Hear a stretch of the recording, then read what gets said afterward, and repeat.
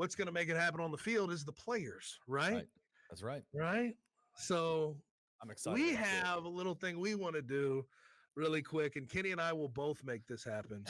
But we have 3 players to watch that are going to be the keys to success for Tiger football. Now, the way that we surmised this and the way we put this together is which players have the ability to sway this team into being sort of a college football playoff caliber team. Mm-hmm. What players can make that jump happen? And obviously there's some givens out there. Like, I don't think anybody's worried about Rock Taylor. No. Right? So you don't necessarily put him in your top 3. No. There may be some people out there, and we'll talk about this, that don't think, like Seth Hennigan's a given, right? So you may not put him in your top 3. But we're going to break down the 3 players that we think are most key to making that big jump. And I think that's how you put it together as well, Kenny, right? I did, yes. All right, so I'm going to start with my honorable mentions, and I think it goes to the running back room first. Wow. So I'm going to go Mario Anderson Jr. and Sutton Smith. Okay. And the reason I have them in the honorable mention, because as much as people want to sort of debate about this O-line and what this running game is going to look like with Blake Watson gone, I think it's mostly a given that this run game will probably produce a 1,000-yard rusher, yes, if not a couple of 800, 900-yard rushers. And I think that you have the Thunder and Lightning combination to make explosive plays happen, to keep another defense out of balance. But those 2 guys, how we split carries, who's creating the explosive plays, I think will be massive to this year's success. And also, I want to throw in a guy by the name of Cormonte Hamilton in there, because I think as much as we talk about, and this is honorable mention, as much as we talk about the secondary holding up their end of the bargain, and we think, oh, well, maybe the D-line, these linebackers, this front 7, they'll stop the run. I think that one thing that we do discount when we talk about this defensive backfield, I don't know if in the past 4, 5, 6 years, we've really had that true down to down, maybe even third down pass rush that is necessary to take pressure off of the DBs.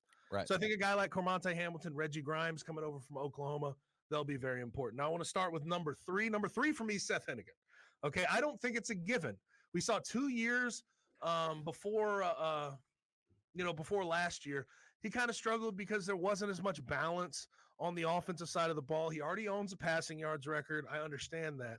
But if they want to unlock what they do offensively, who's going to have to deliver the ball to the talented receivers? Who's going to have to deliver the ball to the running backs? Who's going to have to get the O-line slid to the blitz? That's going to be Seth Hennigan. He's got to take it upon himself to keep everybody level-headed on that side of the ball. My second. Hold on. Let me do my third. Okay, you go third. We're going to go back and forth. Yeah, let's go back and forth on this. I'm going to take you mentioned a few of my top 3 in your honorable mentions. My number 3 is Mario Anderson. I want to see Mario Anderson. And yep. And when I say Mario Anderson also means Sutton Smith, I think in a lot of ways it is the running back room. I think with what we know about Mario Anderson and what he can do, his skill set, what he did producing wise in the SEC, we saw last year what the Memphis Tiger offense, how much they relied on Blake Watson and how much they needed a guy to that could dominate the ball carries, Yeah. every time they got the ball. Somebody can take the ball 15 to 20 times a game and you can rely on. We know for a fact, like the difference is, I think, in terms of over the last couple of years, all you've heard is, man, Norvell's offense. Norvell loved to pass the ball. He loved to go deep with the ball, all that kind of stuff. He did have good, obviously, he had Kenny Gainwell. He had, Antonio Gibson played in the backfield. He had Daryl Henderson. He had Patrick Taylor. So he had awesome running backs, right? But it always felt like to me that the main thrust of his offense was, and if I'm wrong on this, you tell me, was what he could do through the air. Ryan has very much made it clear over the last couple of years that he wants to be even-handed, I guess, in that distribution, but running the ball is extremely important to him. It's extremely important to the success of his offense.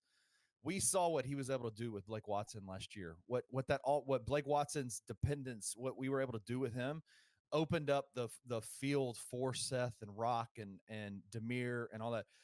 And you're bringing in a guy like Mario Anderson, who we know he's a workhorse. We know that he can be Right. that guy, and he's also doing it in a conference that the talent level is not going to be as stout as the SEC was last year. I expect Mario Anderson to have a monster year, and I think him having a monster year is going to open up the field for everything for this offense. Yeah. Now, I will say the one thing I disagree with is Mike Norvell definitely built his offenses on good running game. Kenny Gainwell was, don't forget, like a 1,400, 1,500 yard rusher. The Daryl Henderson almost broke 2K. He may have broke 2K one year, and Yeah. I think it was 2018, the year after I left. So like it was always built on that, but that's why you saw this program get to the heights that it got to. Ryan has always talked about having a workhorse back, like having one guy he can trust. Yes, you want depth, but having one guy that he can trust. Hey, I can put this ball into your stomach 15 to 20 times a game. He had that with Blake, and I think he has that with Mario. Because Mario, I mean, last year against Mississippi State, 26 carries. Last year against Florida, 20. A&M, 16. You know, like he can take the ball a bunch of times and give you tough yardage. And I think that's massive. If you talk to any college football coach, any NFL coach that is going right now, yeah, you can win the game by tossing the ball around, exposing another team's secondary. But if you're serious about winning championships, you're going to run the ball and you're going to play good defense. Like, and I think this team has the opportunity to do that. I mean, the years I think that we saw Ryan Silverfield's team struggle was, and this is not trying to be disrespectful to these guys, was when he had Rodriguez, Clark, and when he had Brandon Thomas as his main running backs. And Brandon, but also the offensive line was a little bit lacking as well, the talent. Right. But I would say when BT couldn't stay healthy, number one. Number two, Rodriguez just never became what everybody thought he was going to become. Drake was awesome, but he never would. It just never broke out how we expected. Right? I don't even know if he really wanted to play that much. Honestly, when I interviewed him one time, dude, and all he talked about was wanting to get into the studio and rap. This is in fall camp. Like all he wanted to do was get into the studio and make his album. And I'm like, bro, he came out on the way, brother. And he came out of that camp 7th on the depth chart. You know what I'm saying? So like, and that's when he transferred. Anyway, not to be disrespectful to Drake, but now that you've seen him with guys that he can depend on, guys that can be the workhorses, man, I think you've seen his offense do some really good stuff. Now, getting to our number twos, I'm not going to go Chandler Martin here, but I'm going to go to Elijah Herring. That's who I want to go to really quick because I think Chandler Martin's more of a giving than a given than anything. I think he was first team All AAC. He was brought to AAC media days. Coach Silverfield has a bunch of trust in that guy. He's going to get the defense right. He's going to make the shifts. He's going to be the quarterback of the defense. But I think Elijah Herring coming over after being Tennessee's leading tackler last year, he's going to be so damn important as a secondary tackler, as a guy who can take the load off of Chandler Martin, as a guy who has taken on some roles, leadership roles on a defense in the SEC and getting his guys set up, making the shifts correctly, making the audibles, that type of thing.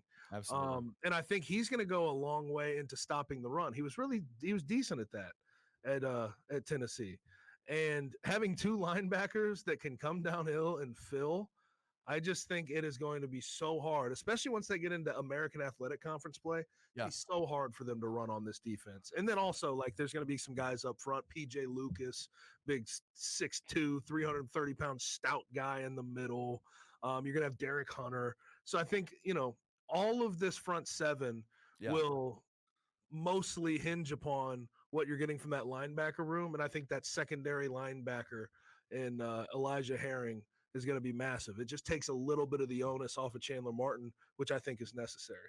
Yeah, I think this linebacker crew has the potential to be the best we've seen in a couple of years, in some years. In a long time. I mean, arguably, would we say best linebacker crew since 2014 with like Charles Harris and Tank Jakes? Probably. When Tank Jakes won Defensive Player of the Year. Yeah, I'd say this is way probably the best projecting to be the best linebacker room since that point. So my second key player that I'm choosing is a guy you've mentioned already, and I put his name in here just to say his name, but there's kind of multitude of different players that are involved in this. It is Cormonte Hamilton to me, because you're looking at, again, we have complained for years and talked about for years the secondary of Memphis having issues and struggles covering, the passing game and playing Yeah. defense in that regard. But we haven't seen a lot of. Oh, you I'm good, sorry, brother? man. Yeah, man, I'm dying over here. I can finish for you. What we haven't No. seen a lot of is pass rush, brother. A lot of pass rush, so what does Ryan Silverfield do this offseason? He keeps Cormonte Hamilton on the roster, which is a big deal. Retains him to play his final season in college football. And then he brings in a guy like Spence Nowitzki. And I think so when I say Cormonte Hamilton, I mean that those guys that are in the trenches on the front line that are pass rushing, you bring in a guy who had, what was it, top 5 defense in the country? No, the best group of 5 defense. The best group of 5 defense in the country last year at Ohio. So this is my expectation with Cormonte, with Derek Hunter, with these guys that he's brought in from the transfer portal, bringing in a guy like Spence Nowitzki. I am expecting that defensive front 7, specifically those 4 on the front, those big uglies on the front, to just get some pressure. Right. And here's the thing. Sometimes you're not able to get pressure in just a 4 down front and bringing these guys straight off the edge, beating tackles, creating those one-on-ones. Sometimes you have to game a little bit. 100%. Sometimes you have to twist. Sometimes you have to, do some different things to try to scheme these guys free along that D line. I think Spence Nowitzki can do that at a high level. He did it at Ohio. Yes. And I think that you'll see a lot more inventiveness with that front 4 as you get to those 3rd downs and things like that. And it'll free up some of those guys. Hopefully we have a big sack getter, because it's been a while since we've been able to see that. And I think the last time we can really point to it, probably 2019, right, with Bryce Huff. Yeah, man. That's sort of the last time you saw that pass rush consistently get home. And what happened? You get to a Cotton Bowl. Well, and I see, you look at his production, you look at Cormonte Hamilton's production over the last couple of years, and I would say he hasn't produced as much as we would expect. And I wonder if some of that is a scheme thing, because I look at Cormonte Hamilton, and as a novice in terms of football, and maybe you can help me understand, I think there's a level of talent there that hasn't been even tapped yet from the defense. He wouldn't have got an offer and played at Ohio State if he didn't have that type of talent. I can tell you that right now. Right. So I agree with you. I think it's been untapped at this point, and we're talking about year 5 though. Yeah. It's got to get tapped into, and I think that can start, to your point, with Spence Nowitzki as that D-line coach. I agree. Now, number 1 for me, all right, it could be a multitude of guys. Like, could be any. Just pick your guy that you want to step up in the secondary, right? But I'm going to pick Kobe Minor. Kobe Minor comes over from Indiana, and he's super talented. This is going to be his 4th year playing after redshirting, so his 5th year altogether. He's 6 foot, 190 pounds. And when you watch his tape, man, what jumps out to me is this is a guy you can trust to man up in the boundary against the team's best receiver. It doesn't mean he won't get beat. He is capable of getting beat. But they have a guy who is going to be hard to beat in man. So I don't know if they've had that in a long time. And if he can step up and start day 1, I feel really confident about where this secondary can go. And if this secondary can just be average, we know what results can be yielded from that. Man. If they can hold certain teams down to 200 yards passing, 150 yards passing, the world is theirs, right? So Kobe Minor's a guy I want to see step up. If you go back and watch his game against the best competition when he was in Indiana, playing against Marvin Harrison Jr., he allowed 2 catches for 18 yards. He is capable of sticking with some of the best wide receivers in the country. I expect once he gets into the American Athletic Conference, he can stick to a lot of these guys. And there's still talent at the wide receiver position in this conference, but a lot less than what he was dealing with in the Big Ten, a lot less size. I think he's rangy. I think he could be a massive playmaker for this defense. But I also am of the thought process that, hey, you could pick just about anybody in the secondary that you want to step up and go with that person. My guy, though, is Kobe Minor. I'd really want to see what Greg Rubin does with a change in position, right? Moving He over did to that. He was last year, he played was the free last year safety. as well, right? He's played the free safety position. I'm kind of interested to see what he does out there this year. Anyway, he is the veteran. He has been out there since day one.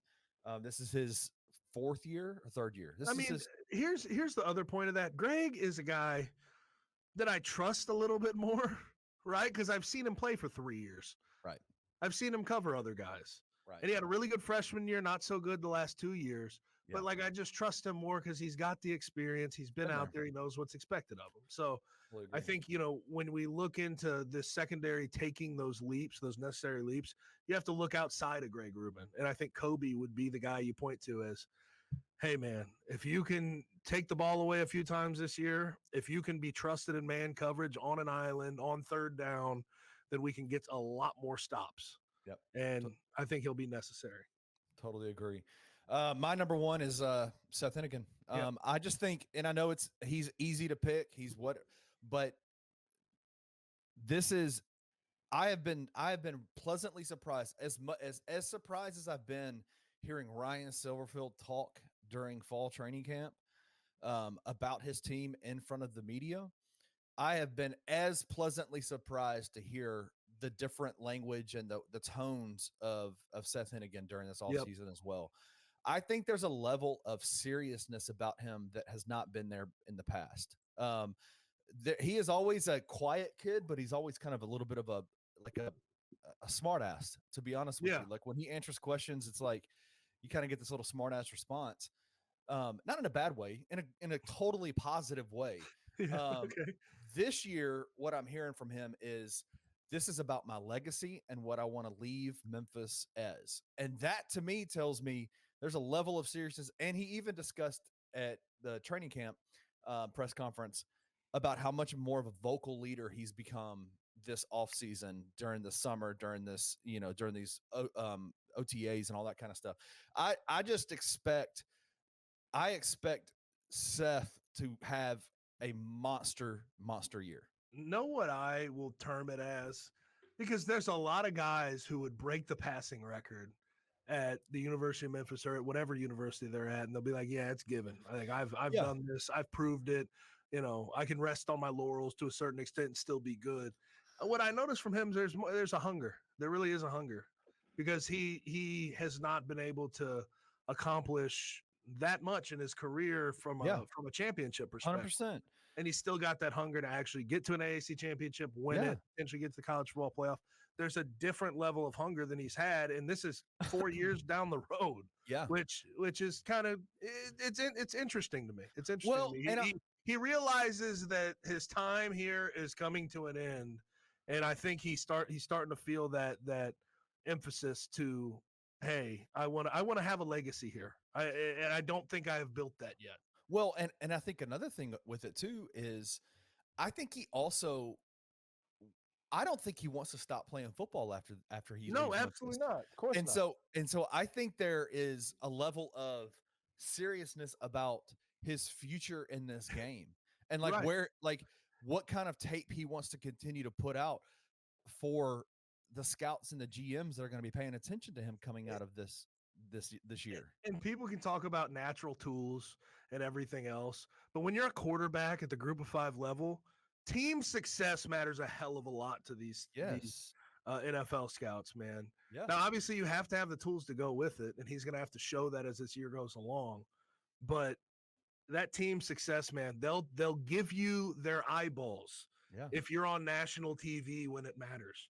Yeah. If you're playing the 5-12 matchup as the group of 5 representative in the college football playoff, All that eyes are means going to be on something. all That eyes. means Yeah. something to those NFL scouts.